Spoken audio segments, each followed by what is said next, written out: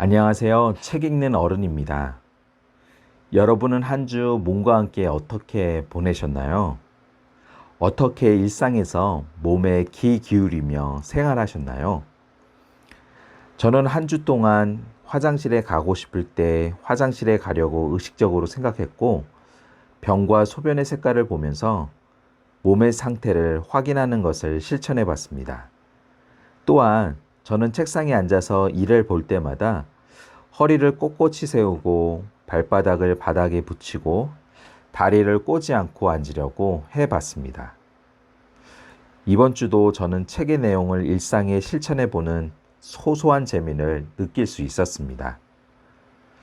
여러분도 자신의 몸을 더 의식적으로 자각하며 돌보는 경험을 해 보셨으면 합니다. 그럼 오늘은 5장 몸을 자각하며 움직이기의 일부를 낭독하고 여러분과 몸에 대해 생각해보고 실천해 볼 수 있는 질문을 나눠보겠습니다. 꾸준히 운동을 할 수 없을까요? 병원을 운영하는 대학 선배가 있습니다. 선배는 50이 넘으면서 체중이 부쩍 늘었습니다. 몇 년 전 보았을 때는 학창 시절보다 20kg 넘게 늘어 있었습니다.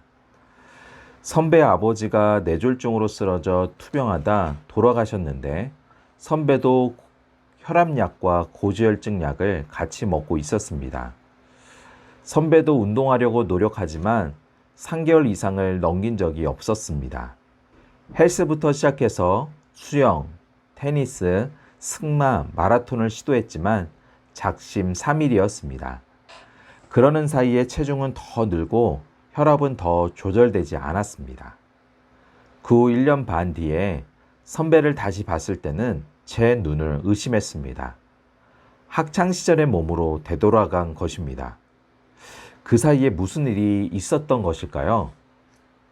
우연히 선배는 라틴 댄스를 접하고 아내와 함께 춤을 배우기 시작했습니다.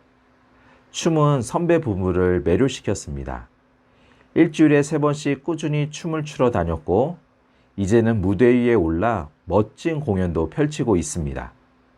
춤을 통해 새로운 세상을 만났고 예전의 몸을 되찾았습니다. 건강이 좋아진 것은 물론 부부관계도 좋아지고 더 나아가 병원도 번창했습니다. 삶의 전반에 활력을 되찾은 것입니다.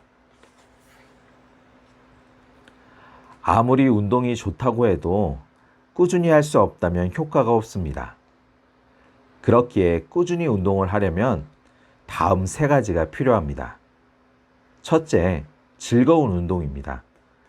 여기에서 즐거움은 운동의 결과가 아니라 과정에서 느껴지는 것을 말합니다.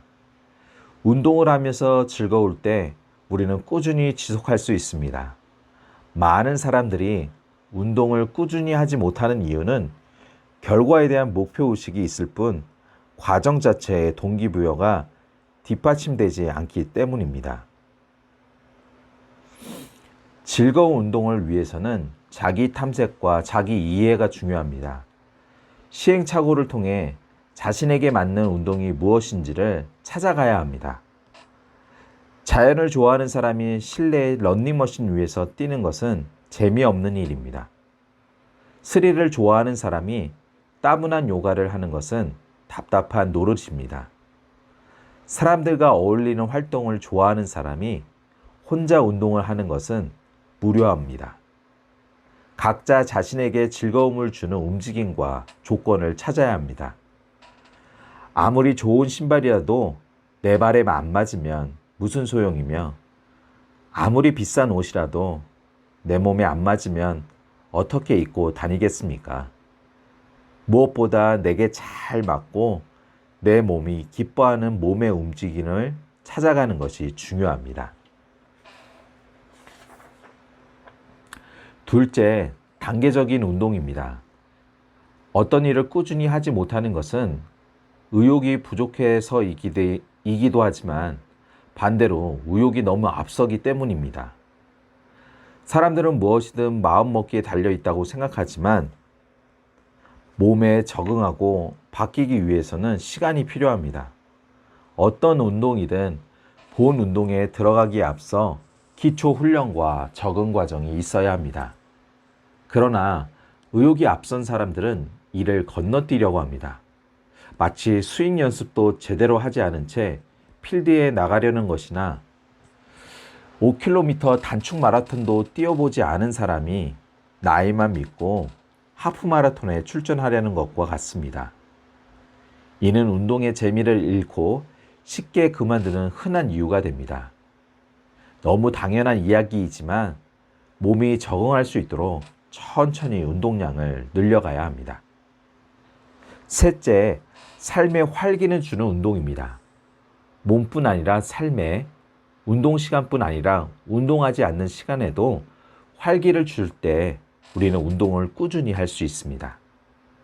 모든 운동이 그렇지 않냐고요? 그렇지 않은 경우도 많습니다. 운동을 한 후에 일을 제대로 할 수 없을 정도로 몸이 힘든 경우도 있고, 심한 경우에는 잦은 부상에 시달리거나 운동에 빠져서 가족과의 관계가 힘들어지는 경우도 많습니다. 운동의 즐거움과 활기가 동시원이 되어 삶으로 번져나갈 때 우리는 운동을 꾸준히 할 수 있습니다. 또한 우리 주위 사람들도 운동에 참여하게 됩니다.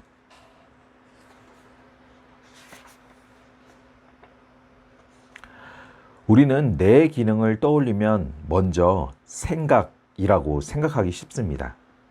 하지만 뇌의 기원은 이동과 관련되어 있습니다. 뇌가 만들어진 것은 생각하기 위해서가 아니라 보다 더 잘 이동하기 위해서입니다. 수중생물인 멍게를 볼까요?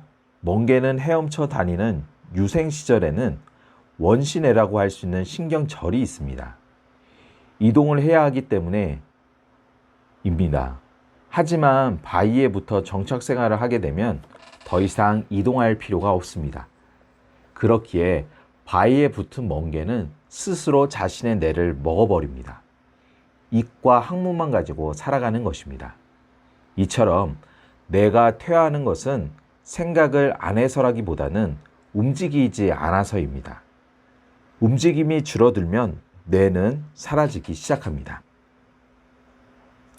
건강한 신체에 건강한 정신이 깃들기를. 그리스 철학자 플라톤의 원래 이름은 아리스토클레스입니다. 이 이름에는 넓다라는 뜻이 들어 있습니다. 무엇이 넓은 것일까요? 플라톤은 훌륭한 레슬러였습니다. 학자들은 그의 이름이 아마 어깨가 넓다라는 뜻에서 유래했을 거라고 봅니다. 그의 스승 소크라테스는 어땠을까요? 그야말로 철학자 이전에 아테네의 위대한 전사였습니다. 포티다이아 원정, 델리온 전투, 암피폴리스 전투 등에 참전했고 틈만 나면 체육관에서 운동했습니다. 그리고 학문과 예술을 포함하는 시가교육은 반드시 운동과 병행해야 한다고 강조했습니다. 소크라테스에게 학문하는 사람은 책상에 앉아 책만 보는 사람이 아니라 운동과 지식을 자기의 삶에 적용하는 사람을 의미했습니다. 몸과 마음을 함께 바라보고 몸과 마음을 연결하고 그 균형을 맞춰 나가는 것이 중요합니다. 영국 런던 대학교 버백 칼리지 사회심리학 교수인 세렌 도건은 운동이 자아 간에 미치는 영향을 연구한 바 있습니다. 도건은 정기적으로 피트니스 클럽에 다니는 31명의 사람들을 대상으로 심층 인터뷰를 한 이후 이를 2015년도 유럽 심리학 저널에 논문으로 게재했습니다. 심층 인터뷰 결과를 보면 정기적으로 운동한 이들은 공통적으로 운동 이전에 비해 자신에 대해 더 좋은 느낌을 갖는데 이는 3가지 측면에서 이루어진다고 밝혔습니다. 첫째, 운동하는 이들은 자신을 효율적이고 생산적인 사람이라고 생각하게 된다. 둘째, 운동하는 이들은 운동뿐 아니라 삶에 대한 통제력이 향상되었다고 느낀다. 셋째, 운동은 신체적인 감각뿐 아니라 심리적인 감각을 향상시켜 스트레스에 대한 대처 능력을 강화한다. 무엇보다 가장 중요한 변화는 자신을 점점 더 좋아하게 된다는 사실입니다. 그렇기에 운동만큼 자기 사랑과 자존감을 회복하는데 좋은 방법도 없습니다. 물론 자신에게 잘 맞는 운동을 찾아간다면 말이지요.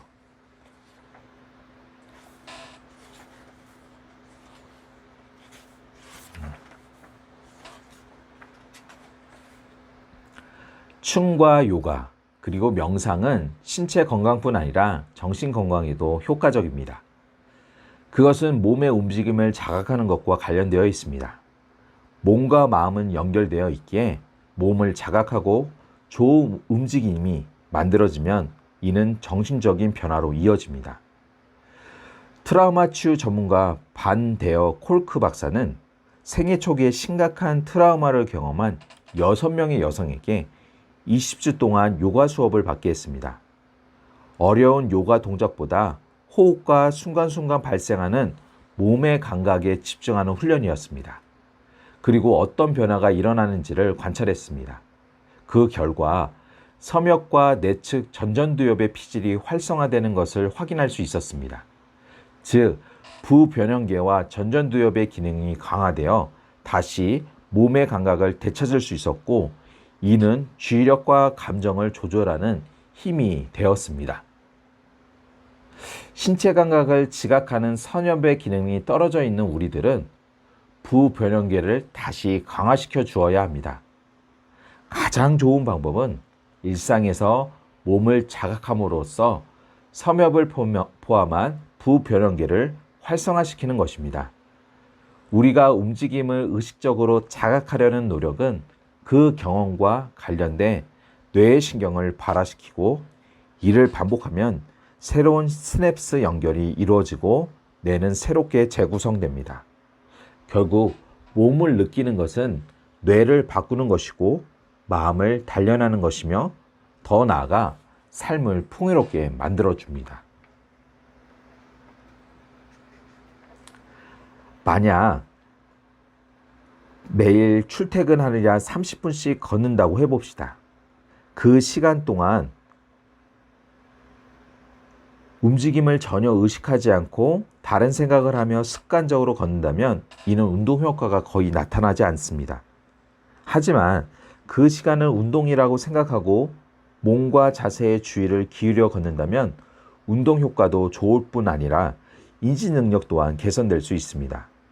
그러므로 중요한 것은 운동 시간이나 운동량을 늘리는 것이 아니라 몸을 자각하며 운동하는 것입니다. 저는 운동에 반대합니다. 이렇게 말하면 사람들은 무슨 소리인가 합니다. 엄밀히 말하면 운동 자체를 반대한다기보다는 운동이라는 개념에 대해 반대하는 것입니다. 우리가 운동을 해야 한다고 생각하는 순간, 그리고 운동 시간을 별도로 계획하는 순간에 이미 일상과 운동은 분리됩니다. 만일 우리가 일주일에 몇 시간 몇 번으로 운동을 계획한다는 것은 반대로 그 위의 시간에는 자신의 몸에 관여하지 않겠다는 것을 의미합니다. 그러나 꼭 땀 흘리는 강도 높은 몸의 움직임만을 운동이라고 생각할 필요가 없습니다. 운동이란 체력과 건강을 향상시키기 위해 구조화된 계획적이고 반복적인 신체 활동을 말합니다. 그에 비해 신체 활동은 모든 몸의 움직임을 총칭한다는 말이기도 합니다. 활동 속에 운동이 포함된다고 할 수 있겠지요. 이를 기계적으로 나눌 필요가 없습니다. 일상에 계획적이지 않은 신체 활동이라고 하더라도 우리는 의식적으로 움직인다면 이는 얼마든지 운동이 될 수 있습니다. 앉고 설 때 몸의 자세를 의식하고 일어나고, 잠들기 전에 누워서 척추를 쭉 펴고, 출퇴근길에 에스컬레이터 대신 계단을 이용한다면 이 또한 운동이 됩니다. 정말 건강을 원한다면 운동에 대한 고정관념을 바꾸고 일상과 친해져야 하며, 이때 모든 활동은 운동이 될 수 있습니다.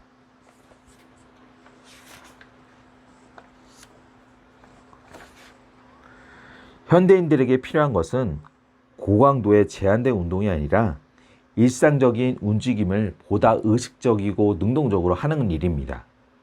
중요한 것은 자주 움직이는 습관을 갖는 것이며 가능하면 의식을 하고 움직이는 것입니다. 가만히 앉아 있거나 구부정하게 있는 시간을 줄여보세요. 일상의 행위를 운동의 관점에서 바라보세요. 동료들과 대화할 때 웃음이 나오면 미소만 짓지 말고 박수를 치며 웃어보세요.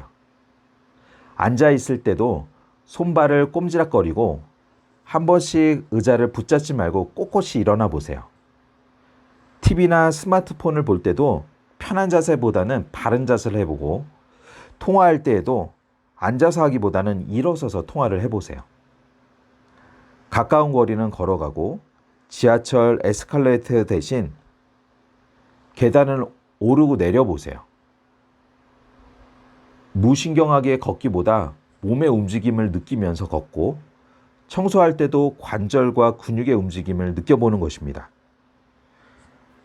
손질되지 않은 채소를 사서 다듬고 리듬감을 주며 칼질을 해보세요. 우리가 매일 일상의 작은 움직임 속에 마음을 얹어보는 것입니다. 어떤 변화가 생길까요? 그 순간 우리 몸은 깨어납니다. 일상에서 의식적인 움직임이 많아질수록 우리의 삶은 생기를 띱니다. 더 좋은 삶이란 먼 곳에 있지 않습니다. 지금 우리가 거처하고 있는 곳에서 건강한 하루를 보내는 것입니다.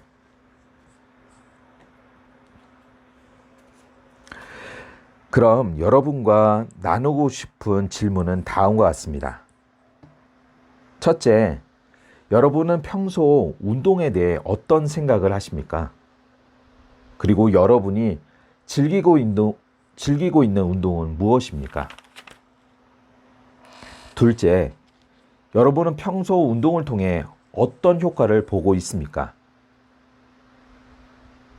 그리고 그 운동을 꾸준히 하고 있습니까? 셋째, 여러분이 매일 일상에서 몸을 움직이는 활동들은 무엇입니까? 한번 그것에 대해 적어 보시기 바랍니다. 한 주 동안 위의 질문을 자신에게 해보고 노트에도 적어 보셨으면 합니다. 무엇보다 책의 내용을 우리의 일상의 작은 실천으로 옮겨 보셨으면 합니다. 오늘 내용이 여러분의 마음에 와 닿았다면 구독과 좋아요 꾹 눌러주세요. 다음 주에 만나요.